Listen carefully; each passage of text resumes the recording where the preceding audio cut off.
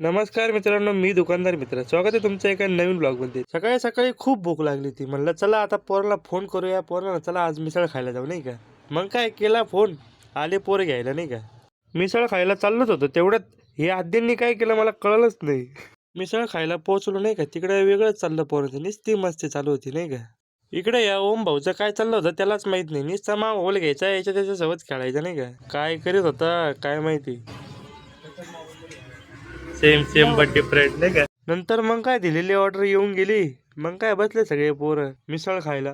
बाकीचं जाऊ द्या, पण मिसळच्या ताटाकडे बघितल्यावर तोंडाला असं पाणी आलं ना, काय सांगू आता राव. आ हा हा. पोरं मिसळ खायला असे तुटून पडले, काय सांगू तुम्हाला. नुसते मारायचे, येऊ दे पाव येऊ दे पाव. नंतर ओम भाऊ म्हणे काय तरी टाकल्यावर काय तिखट वगैरे लागत नाही, नाही का. सगळ्यांनी तरी ओतली ना. अरे बाप रे बाप, असं खतरनाक तिखट लागलं, काय सांगू तुम्हाला. खतरनाक काय होतंय.